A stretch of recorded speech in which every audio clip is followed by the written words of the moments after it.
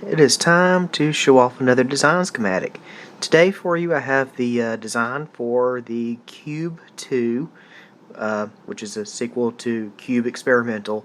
This is sort of the toolkit for it. It starts off with the main entrance here, and well, this is the lobby. Starts off there, ends there.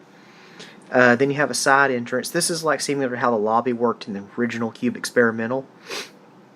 And I want to show you the lobby starting from the main entrance. This is where you would arrive by elevator, similar to Cube Experimental. And here you go. This is how the main lobby is supposed to look.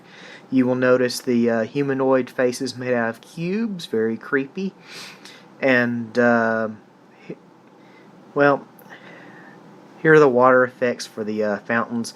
Now the trees, the cube trees, these are actually modeled after some of the weird stuff you'd see in like Warframe, for example. I borrowed some inspiration in designing these.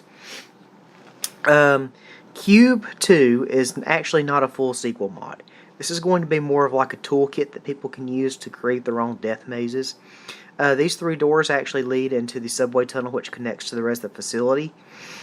You know, and that specific door would lead towards like the resident suit that you saw in the original.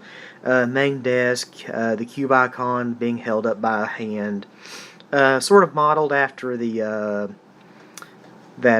Illuminati symbol from Deus Ex. You know, I took great pains with the artwork on how it was supposed to be designed. Very, you know, I kind of wanted to keep it very cube-like. I know how stupid that sounds. Anyway, this is the subway tunnel, and it actually leads to the end of the lobby. Just like in Cube Experimental, the lobby, you would transition, well, the way I have it planned, it would play out like Cube Experimental. So you'd go to the lobby, and, you know, and then you'll get knocked out by gas in this side corridor, specifically right here. And then after being knocked out, you'd be transported to the actual bridge, which takes you to the cube. In fact, let me show you the bridge and the actual main cube chamber. Now, the cube chamber is its own unique thing. Oh my God, it's so big.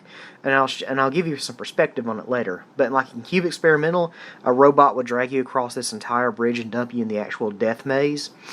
So I recreated this entire thing just for that one scene. So, and you can see how it...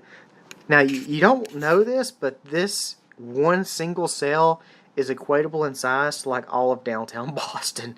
It is massive. I think it's 500,000 pieces just by itself.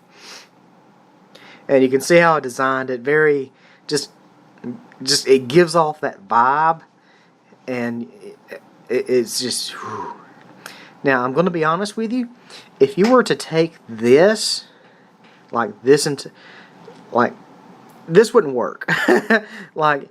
As you know from Cube lore, if you're actually a fan of the Cube movies, except the last two because they were shit, you know that this thing would not exist in reality because it just can't. Now, let's see. I'm trying to remember what else I need to explain about this cell. Oh, here's the Liberty Prime model to actually give you some perspective on exactly how big this one chamber is, which houses the cube. And like I said, I built this entire thing for someone who might want to do another intro cinematic, just like in Cube Experimental. By the way, I'll provide a link in the actual description because I know people might want that. This is the reactor room design. In Cube Experimental, this was actually not like an important sale, but I just went ahead and decided, you know what, let's make it something bigger than it originally was. So you have the Cube Atlas holding up the actual reactor.